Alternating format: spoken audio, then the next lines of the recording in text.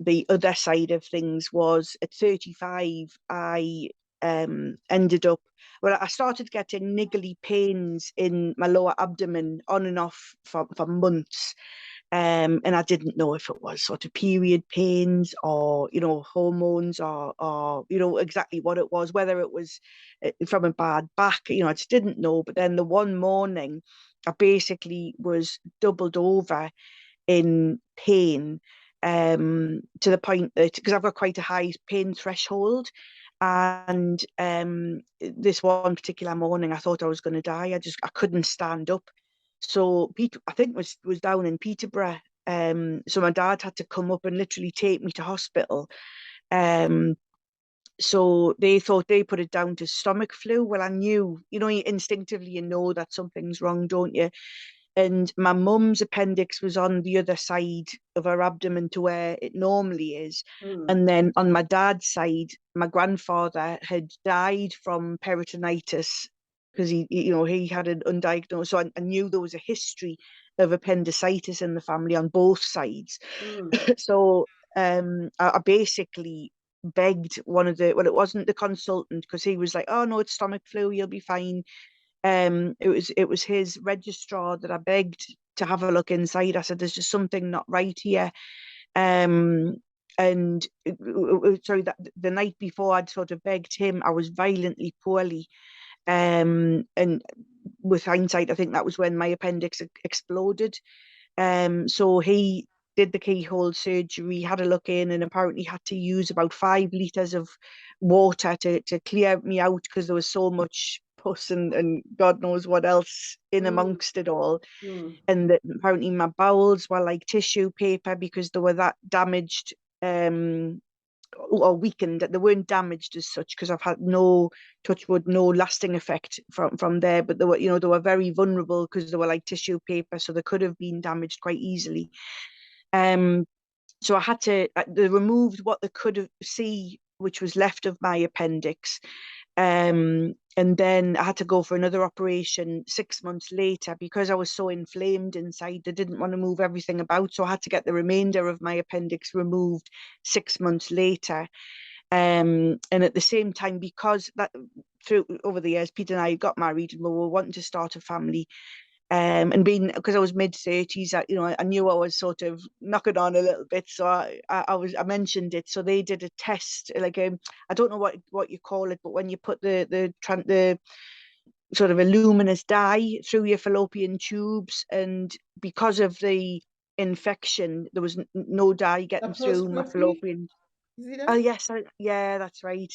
And there was nothing getting through my tubes, which of course was devastating. But the consultant did say, through IVF, you will have a baby. You're perfectly healthy apart from your tubes. He kind of said that he thought that, it wouldn't be an issue having a child once it was put in the right place, as it were. So away we went, and we signed up to a private clinic in Darlington, the London's Women Clinic, because there was a bit of a waiting list through the Newcastle Centre for Life at the time. And again, because I didn't want to hang fire, I thought, right, let's just crack on with it.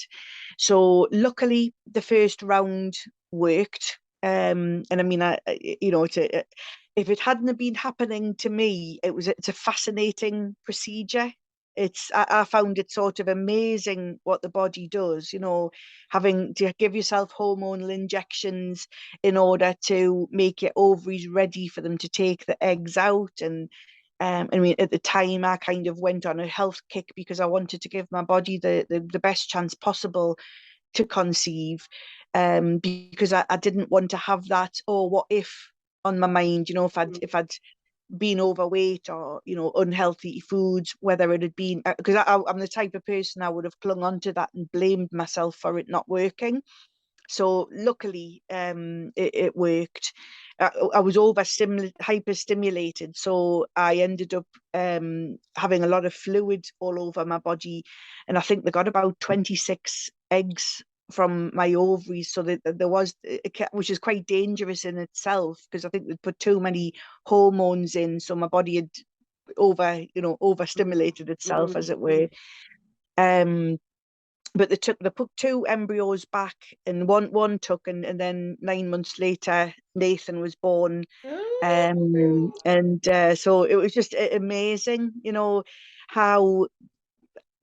And then, because at the time I felt quite embarrassed that my body didn't work properly, and I was quite I was embarrassed, and I didn't tell many people that we were going, or that we needed this procedure, because I just thought, I felt really quite sort of down on myself that my body.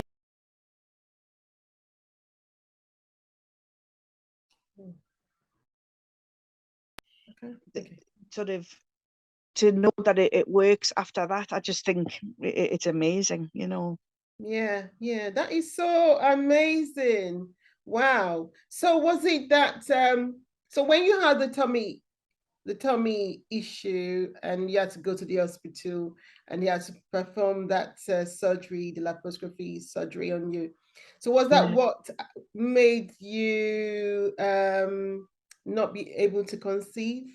Yeah, it was when my the appendicitis, and with the peritonitis, and all of the pus and the infection from the appendix had literally damaged, like blocked my fallopian tubes. No. So unbeknown to me, when we were trying for a baby, there was nothing getting through at all. And it wasn't until after we'd had the second part of the appendix removed, and then he did this test, and he found out that was what had happened, that the appendicitis, basically, well, the peritonitis and septicemia and God knows what else. I had a stomach infection and blood infection, and I hadn't realised it, but I was quite close to death at that point. Wow. Oh my God. But no, still here. You're still here, yes. But you're still here. Oh my God. You know, when I was trying for a child as well, I think I was age 27. I was Right.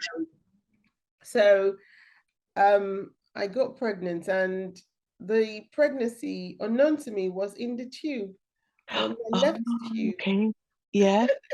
Wow. Because that's I quite was I dangerous was as I well, was I isn't was spotting.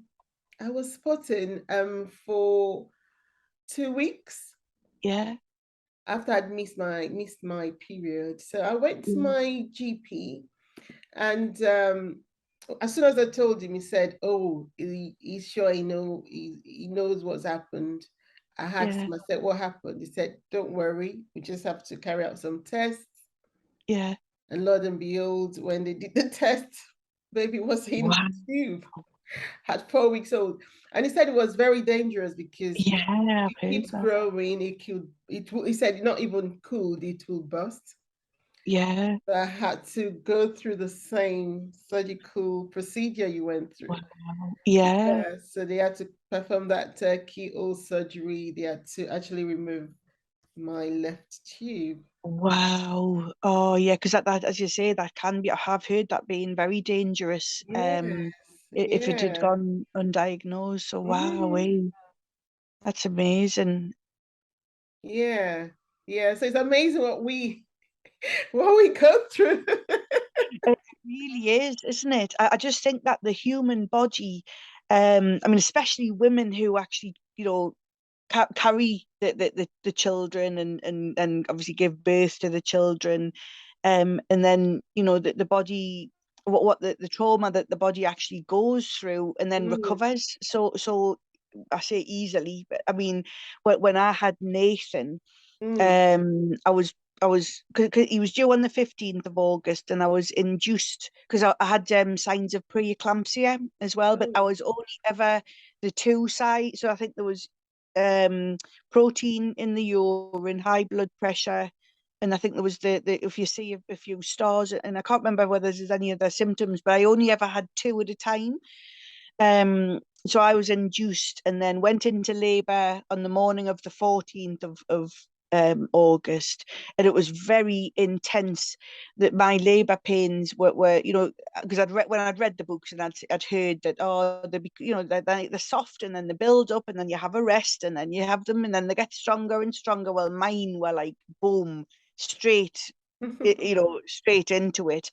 So I woke Pete up and he was like, oh, as again, you read the books, let's have a bath and try and ease them. And I phoned the hospital and they were coming. It seemed to be every minute. And she says, oh, I think you better come in. You sound as though you're in full labour already. So but we drove in, and apparently I was 6 centimeters dilated at that point.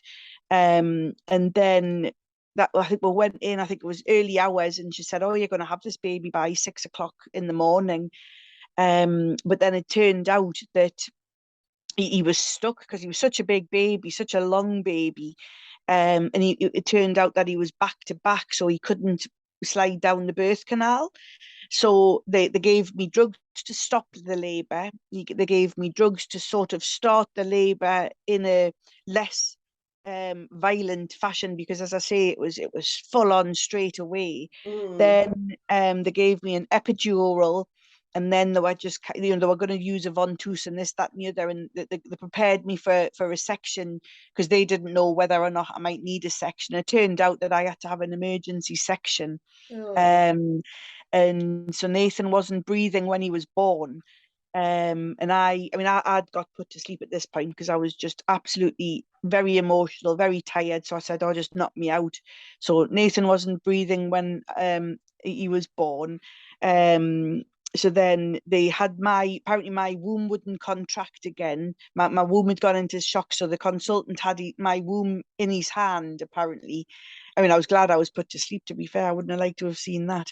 So he had to stitch me up and do it. It's a bowline stitch, I think it's called, where he literally had to stitch everything back together. And then when Nathan was put into the special care baby unit, he was £9.4 when he was born, so he was a good size.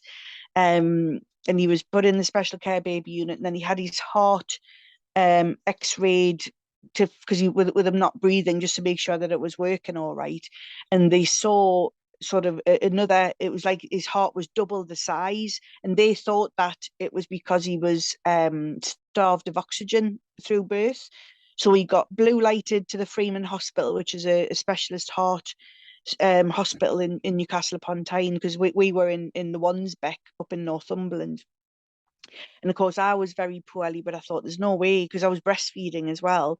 So I thought there's no way I can be away from my baby. So I discharged myself. So I was in a wheelchair.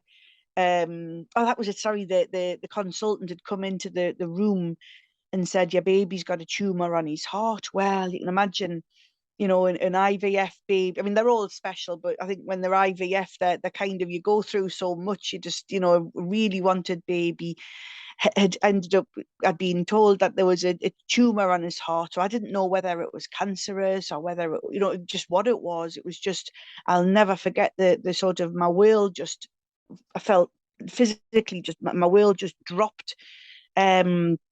So he was taken off to the Freeman Hospital, and I discharged myself. And then again, through loads of tests, he was in hospital for the first week.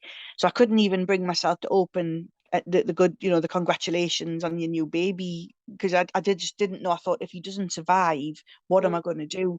And I used to have to set my alarm through the middle of the night to express so that he could have my milk, because I was desperately wanting to breastfeed him. And I think he did end up having a little bit of bottle from the hospital staff, but luckily the consultant, Richard Kirk, I'll never forget him. He was so calming and experienced, and he said, I think he's got a cardiac fibroma, which is kind of an extra piece of flesh which is on the left hand side, and as Nathan's heart grown, it's stretched. So if you looked at him now, you probably wouldn't realize that he had anything extra. But at the time, going through it, not knowing if it was going to affect him growing up or anything like that, but touch wood, he's fine. He's nearly 6 foot, and so he's just, but the worries that they put us through, isn't it, having babies? I know.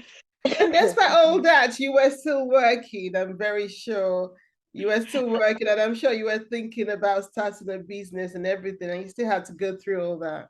Well, that's it. And I think things like that, it kind of prepares you mentally, because I always think it's very much about mindset when